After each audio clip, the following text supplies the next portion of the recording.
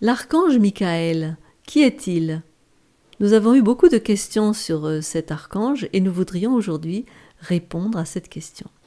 Il existe différentes théories en relation avec cette question. De nombreux chrétiens croient qu'il est le chef des anges et de l'armée de Dieu. Les catholiques le regardent comme l'ange de la mort, qui amène les âmes des morts au ciel. D'autres le considèrent comme le gardien de l'Église, et ils lui offrent des prières en l'appelant Saint Michel.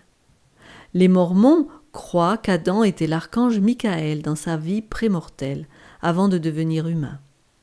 Les témoins de Jéhovah croient que Michael est un autre nom de Jésus, ce nom qu'il avait au ciel avant son incarnation, et aussi après sa résurrection, ce qui est d'ailleurs assez proche de ce que je crois être la vérité. Malheureusement, les témoins de Jéhovah croient que Jésus n'est pas Dieu, mais un être créé, concept qui n'est pas soutenu par la Bible. C'est ce que nous allons donc chercher à étudier dans cette vidéo en présentant 5 faits à propos de Michael, l'archange.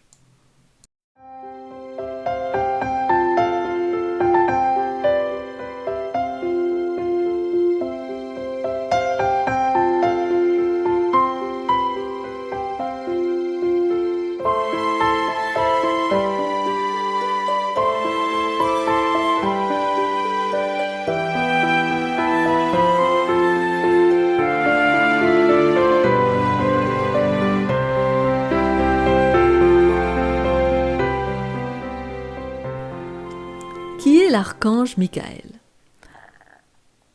Premier fait, il est le chef des anges. Le nom Michael en hébreu, ou Michel, ça a été traduit Michel ou Michael en français, signifie « qui est comme Dieu », d'après la concordance Strong. Et vous remarquez d'ailleurs que c'est une question. Qui est comme Dieu? Le mot archange, maintenant, toujours d'après la concordance Strong, signifie un ange en chef, archagélos en grec, un ange supérieur. Cela fait référence à Jésus, parce qu'il est divin, il est comme Dieu, il est aussi le chef des anges. Nous allons voir. Deuxième fait, un ange est un messager. Dans la Bible, le mot ange ne fait pas toujours référence aux anges créés par Dieu et vivant au ciel. La concordance Strong pour agélos en grec définit l'ange comme un messager venant de Dieu, un messager en général. Mais ce n'est pas toujours le cas.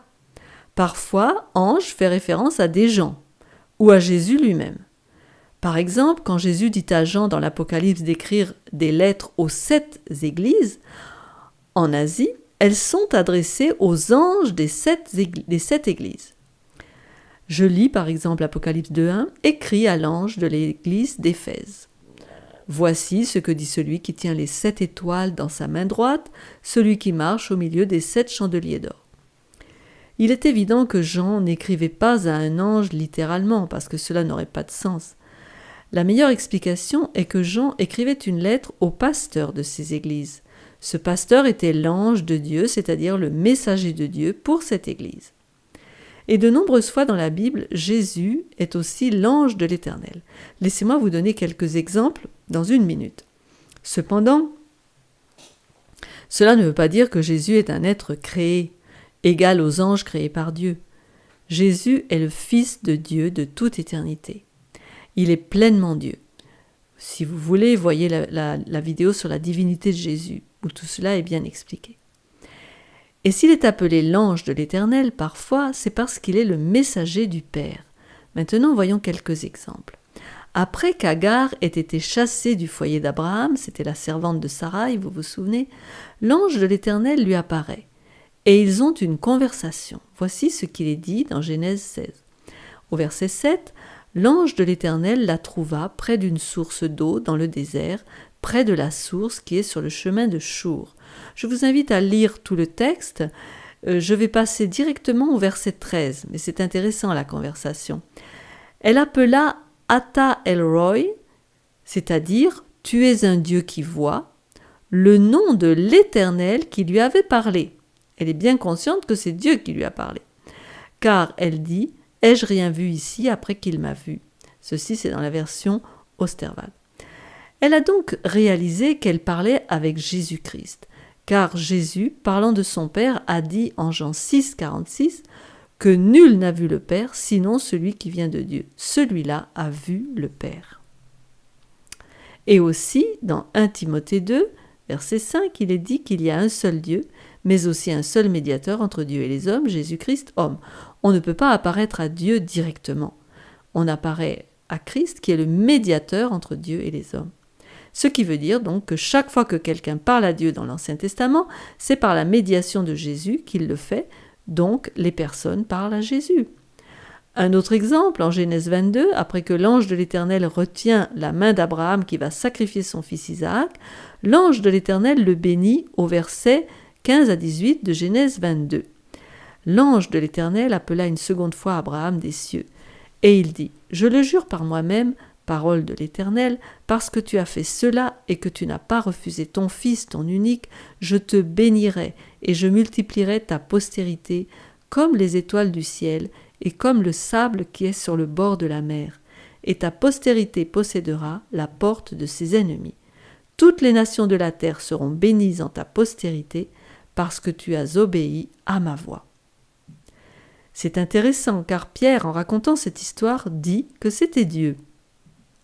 En Actes 3, 25. « Vous êtes les fils des prophètes et de l'alliance que Dieu a traitée avec nos pères en disant à Abraham, toutes les familles de la terre seront bénies en ta postérité. » Donc, c'est l'alliance que Dieu a faite, c'est bien Dieu qui a dit à Abraham, et on parlait de l'ange de l'Éternel dans le texte précédent.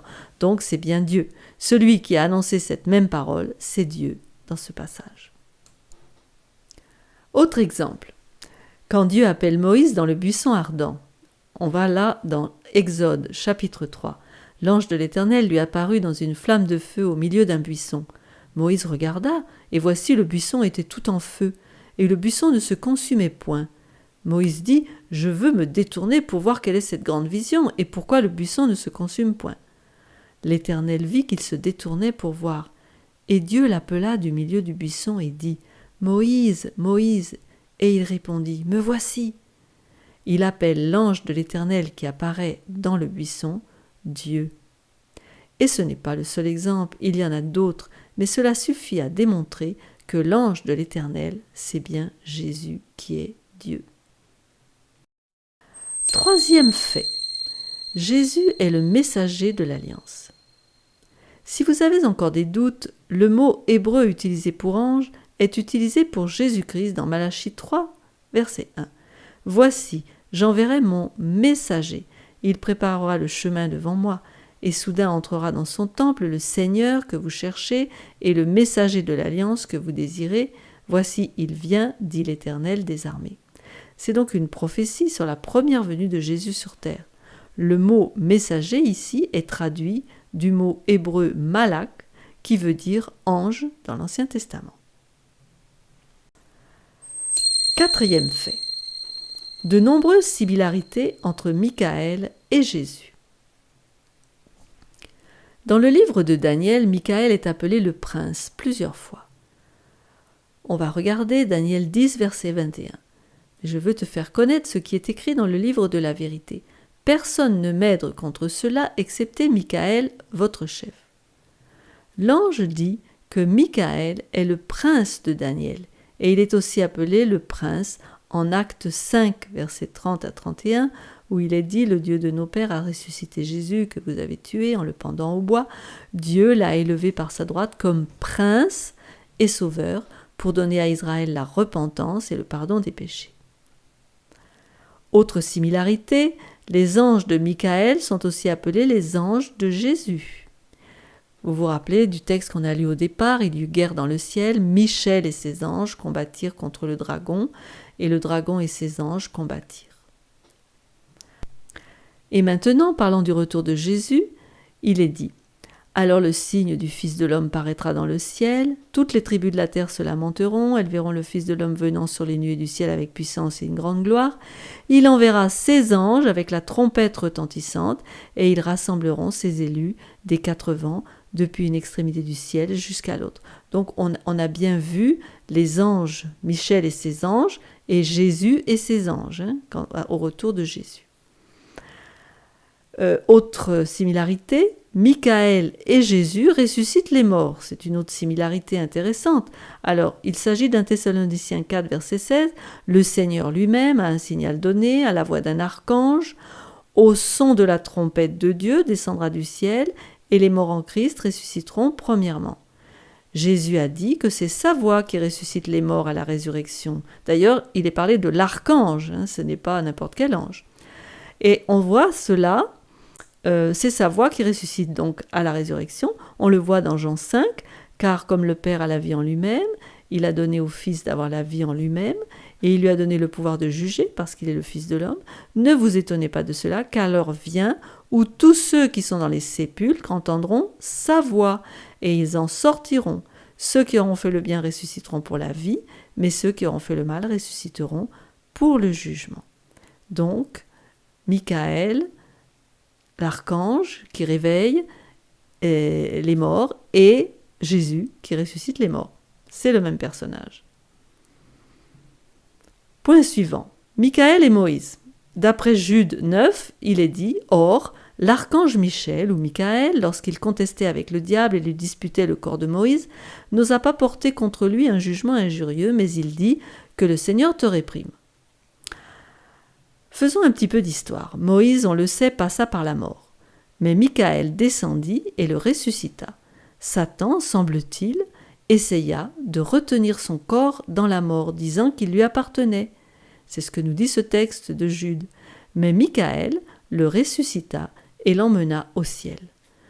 D'ailleurs, vous pouvez aller voir le texte de la transfiguration de Jésus, où il apparaît à Jésus avec Élie, qui n'est pas passé par la mort quant à lui.